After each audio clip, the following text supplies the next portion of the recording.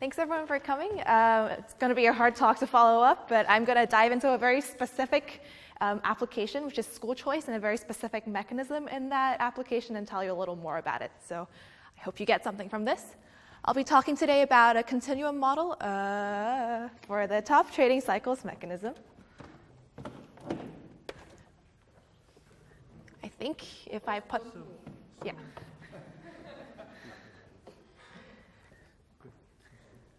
Okay. So if I don't jump around, hopefully it will be fine. This is joint work that I did with Jacob Leshner at Columbia University. Okay, so let me first tell you a little about the school choice problem.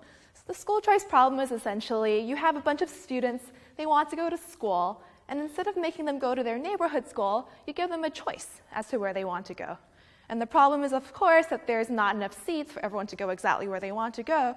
And so you take these choices and use them to make some sort of centralized allocation.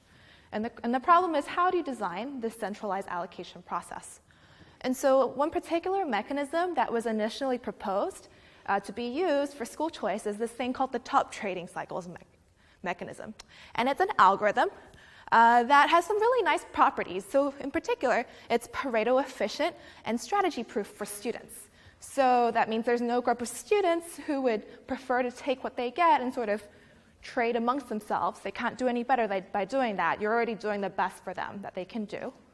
And also, they do the best if they just tell you the truth about where they want to go. And so this is some really nice properties, but we've observed in practice that even though the first paper that suggested school choice suggested to either use the top trading cycles mechanism or the deferred acceptance mechanism, almost all of the cities in the US have chosen to do some form of deferred acceptance. And so New Orleans is the only city that chose to implement some form of top trading cycles, and within the first 1 or 2 years, they also switched over to deferred acceptance. And so one of the motivating questions is why? Why do people not like top trading cycles? Okay, and we feel like part of the reason is that this mechanism is difficult to explain to parents, and in particular, the connection between problem inputs and problem outputs is kind of fuzzy. Okay, so let me be a little clearer about what I mean by all of this. So today, basically, I'm going to give you a simple characterization of what this output of the mechanism looks like. I'm going to move to a continuum model. Okay, so the output looks like n-squared admission cutoffs, where n is the number of schools. And then what I'm going to do is move to a continuum model that allows us to compute these cutoffs in a closed form fashion. And so using that, we can start answering all sorts of questions about, well, what will this allocation mechanism do if I start, investing in quality in some schools? How does that change how people are assigned and how much they like what they're assigned? Also, some other questions. Okay, so let me introduce you to the mechanism. Top trading cycles is really simple. First, we have here, okay, great. We have students. I'm going to denote them by S of I. And we also have colleges, C. And colleges point to their favorite student. And students point to their favorite college. Okay, so this gives us a directed graph of out degree 1. And so we're going to have some cycles in this graph. And so because we have some cycles, we just pick some set of them. And we assign all the students in the cycle to the school that they're pointing to. Okay, so here's one way to think about it. Here's college 1, here's college 2, here's college 3, and they're all pointing to their favorite student. So this is like college 1's preference list. Okay, their list of priorities over students, and they're each pointing to their favorite student. And the students are also pointing to their favorite colleges. So student 1 here is pointing to college 2. Maybe if we... yeah, screw it in. Great. Okay, so here student 1 is pointing to college 2, which is their favorite, and they're all pointing to their favorites, and this actually gives us 2 cycles. So what we do is we take both these cycles and we assign the students in the cycles to the school they're pointing to. Okay? And then you just keep doing this. Okay, so we crossed off all the students who are assigned, we update the school capacities, and keep going until either all the students are assigned or all the schools are full. Okay, and so one of the challenges of communicating this kind of mechanism to parents is, so here's an example. The parent of student 4 comes along and says, why did my child not get into school too? Okay? And so we take a look at what happened. And one of the problems is that priority at a college doesn't guarantee a seat at that school. So top trading cycles is not stable. So it uses the school priorities to determine how the assignment order, the trading order, is obtained. But it's not stable with respect to these priorities. So let's take a look here at student 4. Here's student 4. They're second ranked at school 2, which is where they want to go. Okay, but what actually happened here? Well, we had this trading cycle involving students 1 and 2, so now student 1 actually got to go to school 2 instead. Okay, so here we are. This trading cycle involving students 1 and 2, so student 1 went to school 2. Okay, and so here student 4's mother is very angry. She says, well, this student 1 was bottom ranked at school 2. Why is it that they got to go to school 2 instead of my child? Okay, and so one thing we observe is that priority at one college can lead to early assignment at other colleges because you're doing this sort of trading process. And so what we want is a better idea of what priorities are actually doing in this allocation process. If this student comes to me, where do they get assigned and why? Well, I can run the algorithm and just tell you that's where the algorithm put you, but that's not very satisfying. So we wanted an answer to this question. There's a bunch of related literature. Let me skip this in the interest of time, but let me highlight this one, which actually looks a little closer at what was going on in New Orleans and how it was implemented there, and then why they chose to move away to deferred acceptance. Okay. So we came up with a very simple characterization of the output of the top trading cycles algorithm. And so what we found was that we can characterize the output using n-squared cutoffs. Okay, so what are these cutoffs? We should think of S, C, B as the worst ranked student according to college B's ranking, who traded a seat at college B for a seat at college C. Okay, so you run all these cycles, and you look at the last student who traded a seat at B for a seat at C. You take that student and you say, okay, here's my student S. I want to see where they're assigned. So I look at all of these N cutoffs. We want to see if they get to go to school C. So we look at SC1, SC2, SC3, so on and so forth, and we check if they're above one of these cutoffs along the relevant college's ranking. If they're above one of them, then they get to go to that school. If they're not above one of them, then they don't get to go to school C. Okay, and they just pick the best school that's available to them under these n-squared different cutoffs. Okay, that's a bit mysterious. I'll come back to this in a moment. But essentially what we do is once we have these cutoffs, next we move to the continuum model to sort of look at what these cutoffs look like when we change the input of the problem. Okay, and so let me explain to you a little what I mean by a continuum model.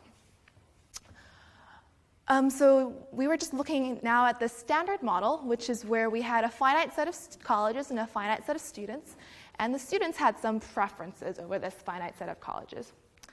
And so the big difference in the continuum model, which was introduced by Azevedo and Leshno, is that we move to a continuum of students. So we still have n schools, but each school has a really, really large number of students. Okay, and we're going to encode these students by student types given by theta. And again, the student types have preferences over colleges, and these are going to be finite because there's a finite number of colleges. But now instead of encoding college preferences, we give each student like their percentile rank at each of the schools. Okay. And so we have a percentile rank, and now we have a distribution over sort of students with different percentile ranks at different schools. Okay, let me illustrate this for you. So this is an example with two schools. And so we have two squares here, and you can see this square here on the left is all the students who prefer school 1 to school 2. Okay? And all the students here on the right are the students who prefer school 2 to school 1. Okay, and then why do I have squares? Well, this axis here, the x-axis is sort of how much does college 1 like me? This is my percentile rank at college 1, and this is my percentile rank along the y-axis at college 2. And so if you look at this particular student theta over here, well, we know everything about this student just from this point here. They like college 2 more than they like college 1. They're highly ranked at 1 because, they're at the, 85th, 90th percentile at college 1, but they're really poorly ranked at college 2. They're at like the 10th percentile. Yes, exactly. And so we specify an economy by a distribution over sort of these cubes and n dimensions. Okay, great. And so let me just re-say our main characterization result again in this new continuum space. What we have these cutoff ranks. Yeah, we have PCB. It's the worst rank at college B that was traded for a seat at college C. Okay, and for each student theta, we look at, for every school B, is your rank at B better than this cutoff rank at B? For school C. If it is, then you're allowed to go to college C because of your rank at B. Okay.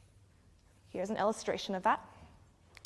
So here is my cutoff rank for getting into colleges 1 or 2 via my rank at college 1. Okay? And so here I'm saying, here's this cutoff line. If you're above the cutoff, then you're allowed to use your rank at college 1 to trade into colleges 1 or 2. So that's what this is saying. If I'm over here, I'm allowed to trade into colleges 1 or 2 using my rank at college 1. If I'm up here, I'm allowed to trade into colleges 1 or 2 using my rank at college 2. If I'm here, now I'm below the cutoff for trading into 1, but I'm above the cutoff for trading into 2. Okay, and this gives us it allows us to partition this square into these L shapes, where this L shape is all the people who are allowed to go to 1 or 2 if they so desire. And here are the people who can go to 2, but they're below all the cutoffs for getting into 1. Okay, so this cutoff characterization allows us to just look at this picture and see straight away who goes where, right? Well, the students on the left want to go to college 1 over college 2. And so when they have 1 as an option, they go to 1. But when they only have 2 as an option, they go to 2. Okay, and all of these students here, they want to go to college 2, and they always have that as an option if they have any options. Okay, so is this clear, the continuum model and sort of what these cutoffs are doing? Okay, great. So let me move on now to how we obtain these cutoffs. Okay, and so in the continuum model, we find that these cutoffs are actually solutions to a differential equation, and we have a number of objects here. So here we have this gamma, which tracks the progress of the algorithm. We also have these runout times t, which is when each college reaches capacity. And we also have this d, which can be calculated from the problem primitives. So I'm just going to walk you through how we got these equations. Okay. Okay, so the first thing we do when we move to the continuum is we need some way of thinking about an algorithm in the continuum. So if you remember, what we're doing is we're doing all these trading cycles. And so how do you think about trading cycles in the continuum, right? What is a cycle? What are students when they're sort of points on a square? Okay, so we found it helpful to think about things in terms of this thing we call the TTC path. Okay, so let me just freeze at time t and look at all the students who've been assigned up until time t. So who are the students who have been assigned up until time t? If you think about the algorithm, it's all the people who have been pointed to so far by at least one of the schools. So over here, if we let gamma 1 of t be the top percentile rank of an unassigned student at school 1 at time t, then everyone who has a higher rank is going to be assigned. Yeah. Okay, and similarly, if we define here gamma 2 of t, everyone who has a higher rank at school 2 is going to be assigned. This is just by definition. Okay, now let's look at all these students down here who are below this cutoff and below this cutoff. Then we find they're actually going to be unassigned. Okay, why is that? You're assigned when you're being pointed to by some college. Okay, so if someone here was assigned, that means they were pointed to by a college, but all the students who were before them under that college's ranking also need to be assigned. So we find that this line precisely gives us, partitions this space into assigned students above and unassigned students below. Okay? And so that's one particular point on the path. And what the entire path gives us is, well, it actually tracks which colleges were pointing to which student when they were assigned. So let's look at this line here. Right? If we go back a slide, we can see that this is the top percentile rank of unassigned students at college 2 at this point in time t. So this is actually the set of all students that college 2 was pointing to at time t. Okay? And so when the algorithm moves on a little bit longer, these students are going to be the next ones to become assigned. And why do they become assigned? They become assigned because they were pointed to by school 2. Okay? And so we can see that this group of students up here who are above this path over here are all the people who were pointed to by 2 when they were assigned. And all the students down here are the ones who were pointed to by 1 when they were assigned. Okay, so this path is actually showing us two things: who was assigned and who was pointing to them when they were assigned. Okay, and so now we're able to use this to define cycles. And so the first thing we do in the continuum is we look at what happens when you take all the cycles that happen between time 0 and time t. So if you think about a cycle, what a cycle is essentially doing is it's saying school 1 offered a seat to some student, and that student took it and traded it away to some other student. And so we have these trade balance equations, which is that the number of students who are assigned to any college has to be the same as the number of seats that college gave away. And so this gives us some really natural mass balance equations. These are all the students who were assigned to school 1. They're assigned and they want school 1. These people wanted school 2. And these were all the students who were pointed to by school 1 when they were assigned. And so we get a whole bunch of mass balance equations. And we can take the limit when you take really tiny, skinny masses. And this is going to give you sort of the direction of this path. Okay. And so you look at this, you take this really skinny mass over here, and let me go back 2 slides. So this little skinny mass over here has to be the same as this little skinny mass over here. And so that's going to give you a relative rate at which these masses are moving. And so what this is giving you is it's giving you a gradient at every point in the square, and this gradient is this mysterious d that I showed you before. And so how does your algorithm progress? It's going to start up here at 1, 1, and then just follow all the gradients down. Okay? And so this is, again, the theorem that I showed you. Here are the cutoffs, and how do we calculate them? We first find these gradients d. Then we can think of these gradients as sort of infinitesimal cycles in this continuum setting. We pick gradients at every point. And then this is now a differential equation that we can run instead of an algorithm. And so we solve for the cutoff points on this differential equation, which is when the schools fill up, and this gives us the cutoffs. Okay, so we calculate d, we solve for gamma, and then we can find p. Okay. Great, and we also have a bunch of other results. The allocation is unique, so the path may not be unique, but the allocation is unique. This is also consistent with the algorithm I showed you at the beginning. We can embed the algorithm there, and it all works. And we also have some convergence results. But let me now move to showing you one thing we can do with these cutoffs that we couldn't do in the discrete setting. Okay, so here's a very natural question. Let's say I improve the quality of some of the schools in my school choice problem. How does this affect student welfare? Okay, it's going to directly improve the welfare of those who are at the school that's improved. But it's also going to change sort of where everyone wants to go. Right? If one school gets better, more people want to go there, and this is going to change the overall allocation. And so this is going to have a whole bunch of effects on welfare. And so we study this in a particular setting where student preferences are given by this random utility model, MNL model. And we calculate the cutoffs and how they change. And we show that Well, the cutoffs are going to do something like this. Let's say we improve just school 2. Then it's going to become easier to get into school 1, right? So all these students here along the margin, these cutoffs are going to move down, and so they're going to have more of a chance of getting into school 1. But it's going to be harder to get into school 2, so this cutoff is going to go up. And so these students over here are going to have better expected payoff, and these students over here are going to have worse expected payoff, and we can quantify this. Okay, and then now we take this even a step further, and we ask, well, what if you have a fixed budget that you can use to invest in quality at each of the schools? How should we assign this budget to all the different schools to maximize social welfare? Okay, this is